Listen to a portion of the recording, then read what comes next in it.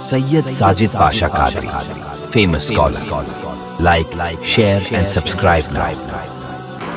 کیونکہ یہ عظیم ہستی ایسی ہے کہ اس ہستی کے بارے میں خود اماں عائشہ صدیقہ رضی اللہ تعالی عنہا فرماتی ہے کہ میں نے مصطفیٰ کریم صلی اللہ تعالی علیہ وآلہ وسلم کو حضرت فاطمہ الزہرا رضی اللہ تعالی عنہا سے اتنی شدید محبت کرتے ہوئے دیکھا اور آپ کی ایسی عزت افزائی کرتے ہوئے دیکھا کہ جب حضرت فاطمہ الزہرا رضی اللہ تعالی عنہا حجرہ مصطفیٰ میں تشریف لاتی تو ان کے استقبال کے لیے خود مصطفیٰ کھڑے ہو جائے. سبحان اللہ. یعنی یہ ایک ایسی عظیم ہستی ہے کہ جس ہستی جناب محمد رسول اللہ کے لیے ساری دنیا آپ کے استقبال کے لیے کھڑی ہوتی ہے، بلکہ جن و ملک بشر آپ کے استقبال کے لیے کھڑے ہوتے ہیں. تو یہی مصطفیٰ جان رحمت جب اپنی نور نظر نقط جگر بیٹی حضرت فاطمہ الزہرا رضی اللہ تعالی عنہا آپ کے حجرے میں تشریف لاتی ہے تو آپ کے ویلکم اور آپ کے استقبال کے لیے کھڑے ہو جاتے ہیں. سبحان اللہ. یہ شان اور یہ عظمت. اور پھر آج حضرت اماں عائشہ صدیقہ رضی اللہ تعالی عنہا فرماتی ہے کہ جب فاطمہ تشریف لاتی تو مصطفیٰ آگے بڑھ کر ان کا استقبال کرتے، اپنی بیٹی کے ہاتھ کو پکڑ کر چومتے ہیں. سبحان اللہ. اپنی بیٹی کے ہاتھ کو پکڑ کر چومتے ہیں اور انہیں وہاں سے لا کر اپنی مسند پر بٹھاتے ہیں. سبحان اللہ. یعنی اپنی کرسی پر بٹھاتے ہیں، اپنے جس مقام پر آپ بیٹھتے ہیں وہاں پر بٹھاتے ہیں. حضور کے مقام پر بیٹھنے کی کسی کی حیثیت ہے؟ کوئی بیٹھ سکتا ہے آپ کے مقام پر، لیکن کریم آقا کی کریم بیٹی حضرت فاطمہ الزہرا سلام اللہ علیہا آپ کی یہ شان ہے کہ آپ کو مصطفیٰ جان رحمت پکڑ کے لاتے ہیں اور اپنی مسند پر بٹھاتے ہیں. آج ایسی عظیم ہستی کا ذکر خیر سننے کے لیے ہم اور آپ جمع ہوئے. اللہ پاک ان کے ذکر خیر کرنے کے صدقے میں ہم سب کی مغفرت فرمائے. حضور صلی اللہ تعالی علیہ وسلم کی نور نظر رکھتے ذکر حضرت فاطمہ آپ کا زہرا جو آپ کا لقب ہے، زہرا سے آپ کو جو یاد کیا جاتا ہے وہ اس لیے کہ اللہ پاک نے جو ایک عورت کے اندر گندگیاں ہوتی ہیں وہ تمام گندگیوں سے حضرت فاطمہ کو پاک فرمایا. سبحان اللہ. جس کی ایک مثال میں اگر آپ کو دے دوں تو آپ دیکھیے گا دنیا کی کوئی ایسی عورت نہیں ہے جو ہر مہینے 30 دن نماز پڑھنے والی ہوگی. کوئی عورت بھی دنیا میں ایسی نہیں. 30 دن مکمل کوئی بھی عورت نماز نہیں پڑھتی.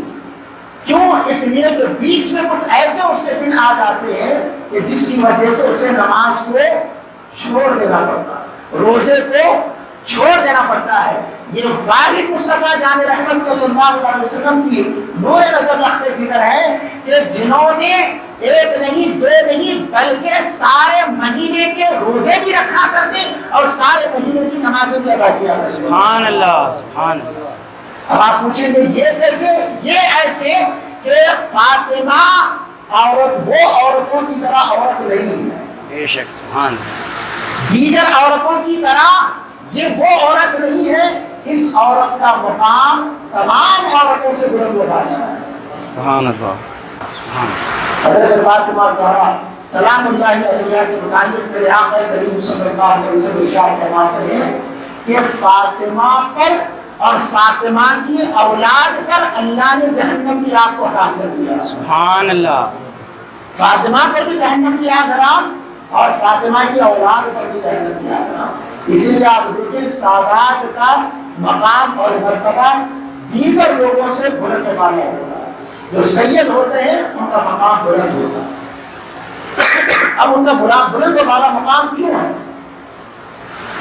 سید کا مقام کیوں بلند ہے؟ تو سید کا مقام خود سے بلند نہیں ہے بلکہ سید کی نسبت مصطفیٰ سے لگی ہوئی ہے، اس لیے اس کا مقام بلند ہے. سبحان.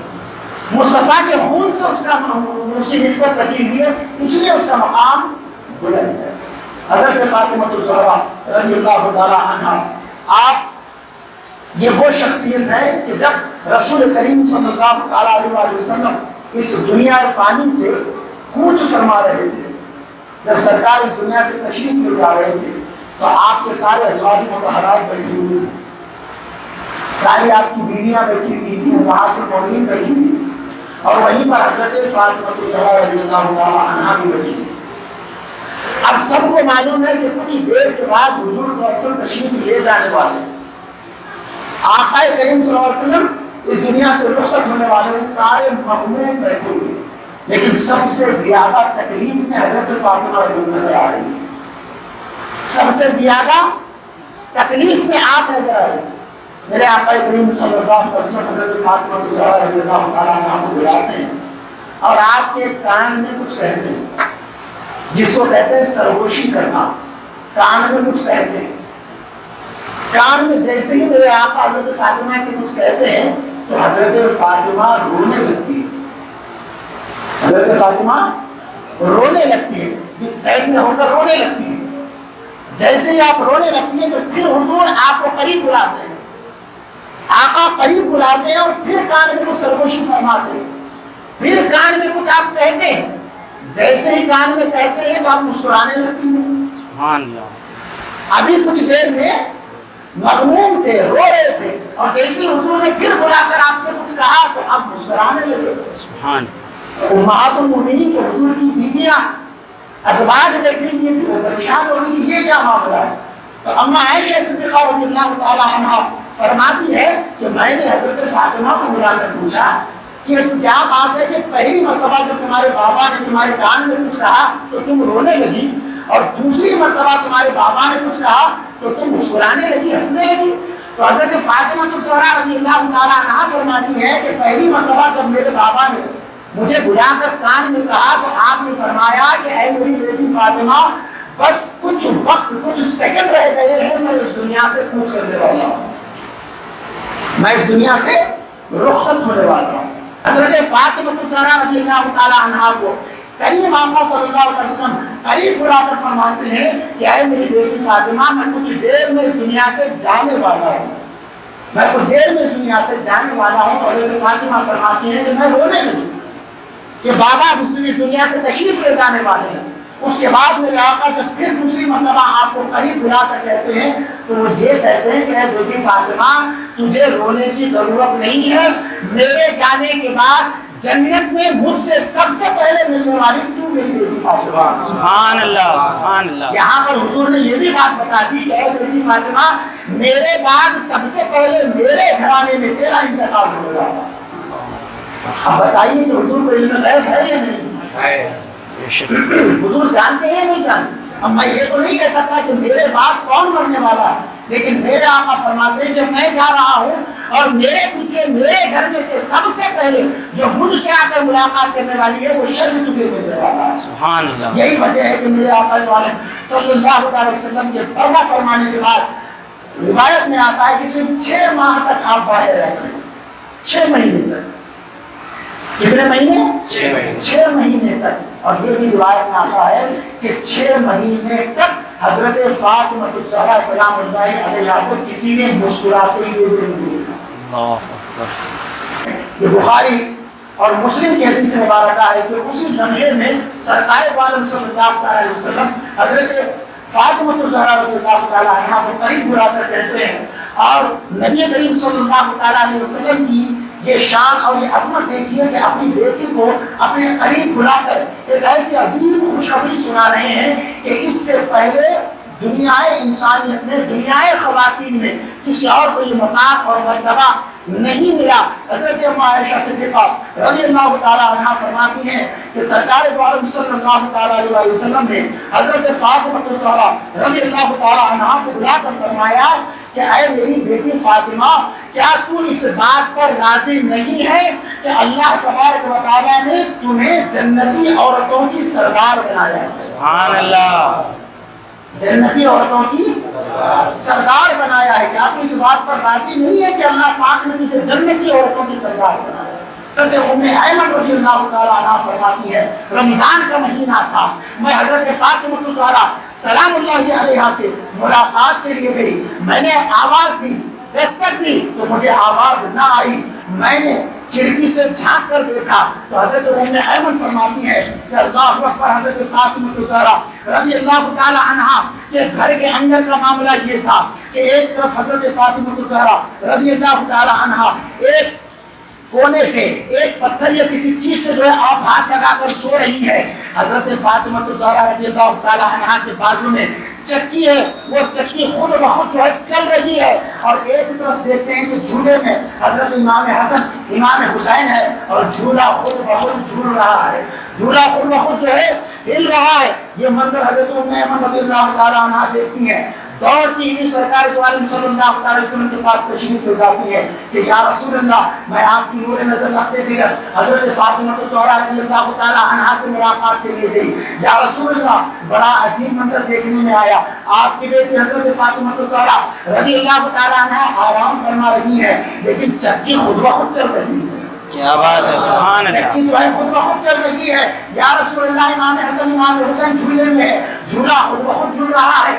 یا رسول اللہ، نہ کوئی جھلانے والا نظر آ رہا ہے، نہ کوئی چکی پیسنے والا نظر آ رہا ہے. یا رسول اللہ، یہ کیسا منظر ہے؟ تو میرے آقا کریم صلی اللہ علیہ وسلم ارشاد فرماتے ہیں کہ اے ام ایمن، یاد رکھو رمضان کا مہینہ ہے، کڑکتی دھوپ ہے، میری بیٹی فاطمہ جب گھر کے کام کاج کر کے تھک جاتی ہے، قرآن مقدس کی تلاوت کرتے کرتے جب اس کی نیند لگ جاتی ہے، اور یہاں تک کہ آقا کریم صلی اللہ علیہ وسلم ارشاد فرماتے ہیں کہ اللہ تبارک و تعالی خود اس کے اوپر نیند کا غلبہ طاری کر دیتا ہے تاکہ کچھ وقت وہ آرام کر لے، تاکہ کچھ وقت اسے سکون مل جائے. جب وہ نیند کے غلبے میں چلی جاتی ہے، اللہ پاک فرشتوں کو بھیج کر اس کے گھر کی خدمت کراتا ہے. سبحان اللہ. وہ جو چکی جو چل رہی تھی وہ کوئی اور نہیں بلکہ غیبی مخلوق فرشتے آ کر اس کو چلا رہی ہے. امام حسن امام حسین کا جو جھولا خود بخود جھول رہا ہے، یہ خود بخود نہیں بلکہ غیبی مخلوق فرشتے آ کر اسے جھولا جھلا رہی ہے